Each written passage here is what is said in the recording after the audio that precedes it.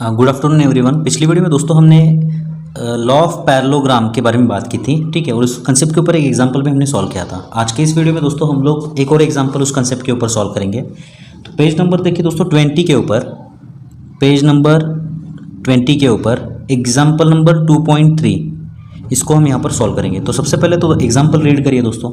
Water is flowing in a stream with velocity 5 kilometre per hour in an easterly direction relative to the shore. इसका मतलब क्या है कि दोस्तों यहाँ पर देखिए एक नदी है या फिर पानी का एक बहाव है मान लेते हैं, ठीक है, और इसके अंदर जो पानी फ्लो कर रहा है वो इस डायरेक्शन में फ्लो कर रहा है, ठीक है, इस डायरेक्शन में फ्लो कर रहा है, ठीक है, और उसका स्पीड कितना है 5 किलोमीटर पर आवर, ठीक है। अब दोस्तों आगे पढ़िए, ये 5 kilometre per hour with respect to शोर, शोर मतलब किनारे के रिलेटिव इसकी स्पीड जो है वो 5 kilometre per our easterly direction में है, ठीक है। तो इसको हम वेक्टर 1 बोलेंगे, v1 बोलेंगे, ठीक है, ओके। आगे पढ़िए, speed of a boat is relative to still water is 20 kilometre per hour, ठीक है। मतलब दोस्तों यहाँ पर देखिए अगर पानी स्टिल है मतलब बह नहीं रहा है, स्टिल वाटर है, रुका हुआ पानी है, और इसके अंदर अगर आप बोट को छोड़ते हो, एक बोट है यहाँ पर, ठीक है, और स्टिल वाटर के अंदर अगर आप बोट को छोड़ते हो तो वो जो बोट है वो 20 किलोमीटर पर आवर से ट्रैवल करती है, ठीक है, ओके। स्टिल वाटर में ये जो बोट है वो 20 किलोमीटर पर आवर से ट्रैवल करती है, ओके। अब आगे पढ़िए, if the boat enters the stream heading north, मतलब इसी बोट को उठाकर अगर दोस्तों हम यहाँ पर ये बहते हुए पानी में अगर छोड़ेंगे नॉर्थ की डायरेक्शन में, ठीक है, स्पीड क्या होगी उसकी 20 किलोमीटर पर आवर, ठीक है। तो आगे पढ़िए, with what velocity will the boat actually travel, ठीक है।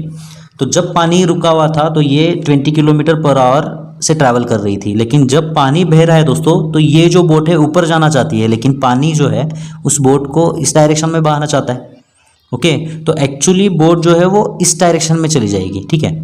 तो सिंपली हमें क्या करना है दोस्तों, ये अगर v1 एज्यूम करते हो और ये जो स्पीड है इसको आप v2 एज्यूम करते हो, ठीक है। तो पानी देखिए, पानी जो है इस डायरेक्शन में फ्लो कर रहा है with what velocity 5 kilometre per our, और जो बोट है वो इस डायरेक्शन में जाना चाहती है with which speed 20 kilometre per hour, ठीक है। तो एक्चुअली बोट किस डायरेक्शन में ट्रैवल करेगी और किस स्पीड से ट्रैवल करेगी ये कैसे निकालोगे, सिंपली आपको ये दो जो वेक्टर्स हैं इनका आपको रिजल्टेंट वेक्टर निकालना है, ठीक है, ओके। और रिजल्टेंट वेक्टर की मैग्नीट्यूड भी निकालनी है और डायरेक्शन भी निकालनी है, ठीक है। तो दोस्तों ये वेक्टर v1 को हम p बोलेंगे यहाँ पर, और ये वेक्टर v2 को जो है q बोलेंगे हम लोग, और पैरेललोग्राम लॉ ऑफ वेक्टर्स के फॉर्मूले यूज़ करेंगे, ठीक है। और यहाँ पर थीटा की वैल्यू क्या है, थीटा की वैल्यू 90 डिग्रीज है। तो सिंपली इनका रिजल्टेंट किस फॉर्मूले से निकलेगा दोस्तों, r is equal to square root of P square plus Q square plus 2pq cos theta, ये फॉर्मूले से निकलेगा रिजल्टेंट, ठीक है। तो दोस्तों यहाँ पर देखिए स्क्वायर रूट ऑफ क्या हो जाएगा, पी स्क्वायर, पी की वैल्यू कितनी है यहाँ पर 5, तो 5 का स्क्वायर हो जाएगा 25 प्लस क्यू की वैल्यू कितनी है 20, ठीक है। तो यहाँ पर ये हो जाएगा 20 का स्क्वायर मतलब 400 plus 2pq into cos theta की वैल्यू 90, तो ये कॉस 90 हो जाएगा 0, तो ये 0 हो जाएगा, तो ये पूरी टर्म 0 हो जाएगी, ठीक है। तो वो लिखने की ज़रूरत नहीं है यहाँ पर। तो ये आपको क्या मिलेगा देखिए यहाँ स्क्वायर रूट ऑफ 425, ठीक है। अब दोस्तों अगर स्क्वायर रूट निकालना है तो आपको लॉग टेबल का यूज़ करना होगा। तो लॉग टेबल में देखिए दोस्तों यहाँ पर जो है स्क्वायर रूट्स आपको प्रोवाइड किए गए हैं, ठीक है। तो यहाँ पर स्क्वायर रूट आपको 1 से 10 के बीच, 1 से 10 के बीच किसी भी नंबर का स्क्वायर रूट आप यहाँ पर निकाल सकते हो, और 10 के आगे जो नंबर है 100 तक का, ठीक है, उसका स्क्वायर रूट आप यहाँ पर निकाल सकते हो। लेकिन 100 से ऊपर का जो नंबर है उसका स्क्वायर रूट निकालने के लिए कोई प्रोविज़न यहाँ पर नहीं है दोस्तों। तो उसके लिए हम क्या करेंगे दोस्तों, यहाँ पर देखिए जो नंबर 100 से ऊपर है उसको हम क्या करेंगे यहाँ पर थोड़ा मॉडिफाई करेंगे मतलब क्या, देखिए ये जो स्क्वायर रूट में है 425, इसको हम ऐसे लिखेंगे 425, इसको हम 100 से डिवाइड करेंगे और 100 से मल्टीप्लाई करेंगे स्क्वायर रूट के अंदर, ठीक है। तो यहाँ पर एक नंबर से जो है मल्टीप्लाई और डिवाइड आप कर सकते हो, ठीक है, आंसर में कोई चेंज नहीं होगा। तो अब दोस्तों ये 425 को आप 100 से डिवाइड करोगे तो ये क्या होगा, देखिए यहाँ पर क्या मिलेगा आपको, स्क्वायर रूट ऑफ ये मिलेगा 4.25 मिलेगा, ठीक है। और यहाँ पर ये जो है इंटू क्या हो जाएगा, ये 100 हो जाएगा, ठीक है। अब दोस्तों 100 का स्क्वायर रूट निकालना तो बहुत ही आसान है। 100 का स्क्वायर रूट कैसे निकालोगे, 10, 100 का स्क्वायर रूट 10 होता है, तो इसको हम ऐसे लिखेंगे देखिए square root of 4.25 into square root of 100, ठीक है। तो 100 का स्क्वायर रूट तो आराम से निकलेगा, कितना कितना होगा दोस्तों, 100 का स्क्वायर रूट 10 होगा, तो यहाँ पे इसका तो आंसर मिल चुका है 10। अब 4.25 का स्क्वायर रूट निकालने के लिए क्या करोगे दोस्तों, देखिए यहाँ पर ये जो टेबल प्रोवाइड किया गया है आपको, ये जो टेबल है, यहाँ से 1 और 10 के बीच के कोई किसी भी नंबर का आप यहाँ पर स्क्वायर रूट निकाल सकते हो। तो यहाँ पर देखिए दोस्तों 4.25 है ना, तो 4.25 मतलब देखिए यहाँ पर ये 4.2 और ये 4.2 और यहाँ पर आपको दिखना है 5, तो ये हो जाएगा 4.25 का स्क्वायर रूट कितना है, देखिए 2.062 है, ठीक है। ओके, तो यहाँ पर ये जो इसका स्क्वायर रूट मिलेगा वो मिलेगा आपको 2.062 और ये 100 का स्क्वायर रूट मिलेगा आपको 10। तो इसको अगर आप 10 से मल्टीप्लाई करते हो तो जो आंसर आपको मिलेगा यहाँ पर देखिए वो क्या मिलेगा, 20.62। ओके, और इसका यूनिट क्या होगा, किलोमीटर पर आवर। इसका मतलब क्या है कि ये जो बोट है, ये बोट 20.62 किलोमीटर पर आवर से ट्रैवल करेगी, ठीक है। ओके, मतलब ये V1 और V2 का रिजल्टेंट वेक्टर क्या होगा, 20.62 किलोमीटर पर आवर, ठीक है।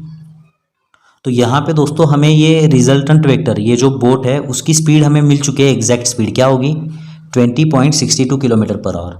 लेकिन डायरेक्शन कैसे निकालोगे दोस्तों, डायरेक्शन निकालने के लिए देखिए सबसे पहले तो आपको ये वेक्टर P पता है, वेक्टर P क्या है, देखिए दोस्तों यहाँ पर 5 किलोमीटर पर आवर है, ठीक है। वेक्टर Q इस डायरेक्शन में है, ओके, ये कितना है, 20 किलोमीटर पर आवर है, ओके। और बोट की रिजल्टेंट स्पीड हमें मिल चुकी है 20.62, मतलब बोट इस डायरेक्शन में कहीं तो जा रही होगी with resultant speed of 20.62 kilometre per our. अब दोस्तों हमें इसकी डायरेक्शन निकालनी है, तो इसका डायरेक्शन निकालने के लिए हम क्या करेंगे, सिंपली ये अल्फा को कैलकुलेट करेंगे, ओके। तो ये रिजल्टेंट की इस P वेक्टर के साथ जो एंगल होगा वो अल्फा होगा, ठीक है। तो अल्फा निकालने के लिए सिंपली आप क्या फॉर्मूला यूज़ करोगे, alpha is equal to tan inverse of क्या होगा, Q sine theta divided by क्या होगा, P plus Q cos theta, ये सिंपली आपको फॉर्मूला यूज़ करना है, ठीक है।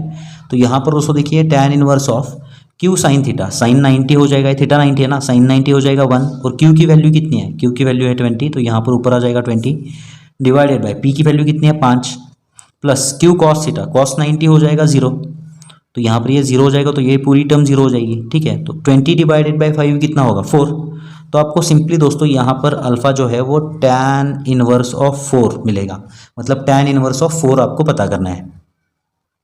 दोस्तों हमें यहाँ पर अल्फा मिल चुका है tan इनवर्स ऑफ 4। अब tan इनवर्स ऑफ 4 कैसे पता करोगे दोस्तों, आपको यहाँ पर 4 नंबर इसके अंदर सर्च करना होगा, ठीक है। तो यहाँ पर देखिए दोस्तों 1.00 है, फिर यहाँ पर देखिए नीचे है 2.0503, ऐसे 4.000 सर्च करना है आपको, ठीक है। तो यहाँ पर देखिए 3.73, फिर 3.75, 3.81, 3.83, ऐसे करते करते दोस्तों यहाँ पर देखिए ये 4.01 है, ठीक है। ओके, तो हमें क्या करना है दोस्तों, 4.0000 चाहिए ना, ठीक है। तो हम क्या करेंगे, इसके पहला नंबर लेंगे, इसके पहला नंबर ये है, ओके। ये क्या है देखिए 3.9812, तो ये 3.9812 में कितना ऐड करना होगा तब आपको दोस्तों यहाँ पर 4.0000 मिलेगा। तो इसमें दोस्तों अगर आप ये 186 ऐड करोगे, 188 ऐड करना होगा एग्जैक्टली, लेकिन 188 यहाँ पर अवेलेबल नहीं है, ठीक है। तो इसमें हम लोग अगर 186 ऐड करेंगे तो हमें 4.0000 इसके करीब वैल्यू मिलेगी, ठीक है।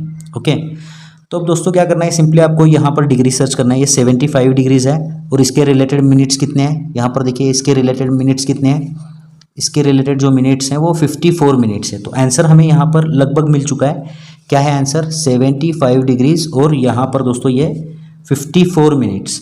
लेकिन दोस्तों मीन डिफरेंस भी तो ऐड करना होता है, और इसके रिलेटेड मीन डिफरेंस कितना है, यहाँ पर देखिए इसके रिलेटेड मीन डिफरेंस है 4 मिनट। तो इसमें अगर हम 4 मिनट्स ऐड करेंगे तो 75 डिग्रीज़ और 58 मिनट्स, ये आपको आंसर मिल जाएगा अल्फ़ा का, ठीक है। ओके, तो अल्फ़ा का आंसर दोस्तों आपको यहाँ पर मिल चुका है, वो क्या है 75 डिग्रीज़ और 58 मिनट्स, ये आंसर आपको मिल चुका है।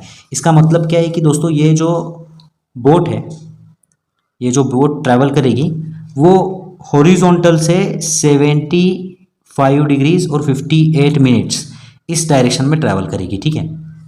ओके, तो आपको आंसर कैसे लिखना है, alpha is equal to 75 degrees 58 minutes north of east, ऐसे लिखना है। नॉर्थ ऑफ ईस्ट मतलब ईस्ट के नॉर्थ पे, ईस्ट के नॉर्थ पे, ईस्ट से नॉर्थ पे 75 degrees 58 minutes north of east. North of east मतलब क्या कि ईस्ट से नॉर्थ जाना है आपको। ओके, और आपके टेक्स्ट बुक में जो आंसर है दोस्तों वो यहाँ से एंगल मेजर किया हुआ है उन्होंने, अल्फ़ा यहाँ से मेजर किया हुआ है। तो हमारा जो आंसर 75 डिग्रीज 58 है, तो उनका आंसर जो है वो 14 डिग्रीज होगा, 14 डिग्रीज के आसपास होगा। और ईस्ट ऑफ नॉर्थ होगा। ईस्ट ऑफ नॉर्थ मतलब नॉर्थ से ईस्ट की तरफ एंगल मेजर किया है हमने, ईस्ट से नॉर्थ की तरफ किया हुआ है। ठीक है, तो ये आंसर अगर आप लिखते हो तो भी ये करेक्ट है, आपके टेक्स्ट बुक का आंसर लिखते हो तो वो भी करेक्ट है। ठीक है, तो यहाँ पर दोस्तों ये एग्जांपल खत्म होता है और उसके साथ साथ parallelogram law of vector addition ये कंसेप्ट भी खत्म होता है। नेक्स्ट वीडियो में दोस्तों हम लोग रिजोल्यूशन ऑफ वेक्टर्स के बारे में बात करेंगे। ठीक है, तो मिलते हैं दोस्तों आपसे अगली वीडियो में। धन्यवाद। चैनल को प्लीज़ सब्सक्राइब करिए और वीडियोज़ को शेयर करिए।